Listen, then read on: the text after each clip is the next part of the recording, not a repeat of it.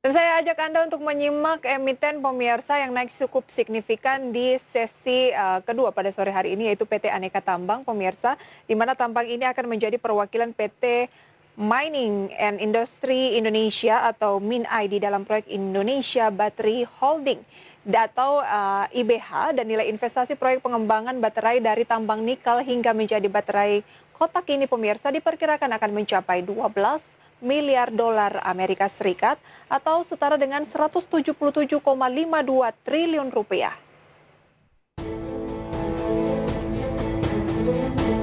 Dikutip dari berbagai sumber, Grup CEO MindID Oryas Petrus Mudak mengatakan proses pembentukan Indonesia Battery Holding atau IBH tersebut saat ini tengah berjalan. Proyek Indonesia Battery Holding akan melibatkan 3 BUMN, yakni MindID bersama dengan PT Pertamina Persero dan PT PLN Persero. Ketiganya akan membentuk perusahaan induk di bidang bisnis baterai untuk kendaraan bermotor listrik. Nantinya IBH akan terlibat dalam bisnis pembuatan baterai kendaraan bermotor mulai dari sektor hulu ke hilir. Rencana partisipasi BUMN dalam rantai nilai EV baterai, MindID dan Antam akan lebih berperan di hulu, sementara di intermediate ada Pertamina dan di hilir ada PLN. Sementara untuk mengontrol dari hulu ke hilir saat ini tengah berjalan proses pembentukan Indonesia Battery Holding. Nilai investasi proyek pengembangan baterai dari tambang nikel hingga menjadi baterai kotak ini diperkirakan mencapai 12 miliar dolar Amerika.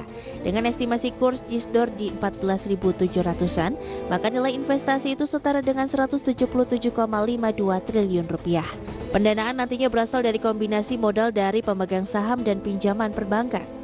IBH nantinya akan bermitra baik dengan PT Aneka Tambang Tbk atau Antam maupun anak usaha Pertamina atau PLN untuk membentuk usaha patungan dalam proyek pengembangan baterai bersama dengan mitra asing.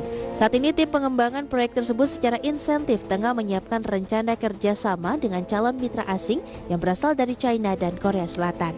Dalam penandatanganan kerjasama nantinya, PT Aneka Tambang Tbk atau Antam akan menjadi perwakilan PT Mining and Industry Indonesia atau MindID. Berbagai sumber, IDEX Channel. Kita review pemirsa pergerakan dari emiten Aneka Tambang atau Antam sepanjang perdagangan hari ini. Dapat Anda saksikan di layar televisi pemirsa di pembukaan perdagangan tadi pagi masih di kisaran 775, terus mendaki ke pukul 10 di 865.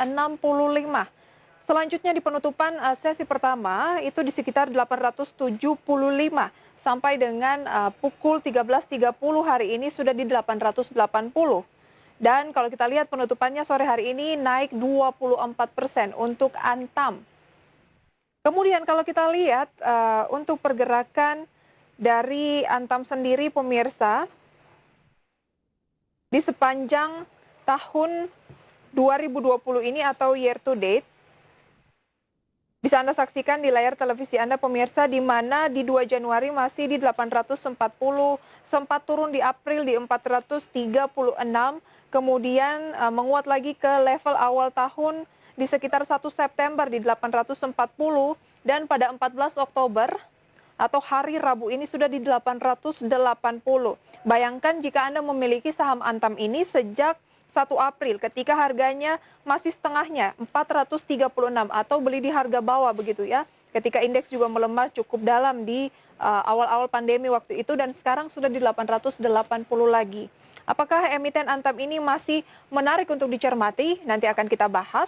Kita lihat untuk valuasinya, price to earning ratio atau PER-nya 124,66 kali, kemudian price sale ratio-nya atau PSR-nya 1,15 kali. Price to book value ratio-nya atau PBV-nya 1,17 kali, dan price cash flow ratio-nya sudah 84,12 kali.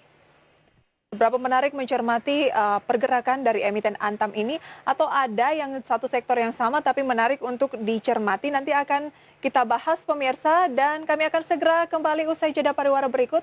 Pastikan Anda masih menyaksikan IDX Second Session Closing.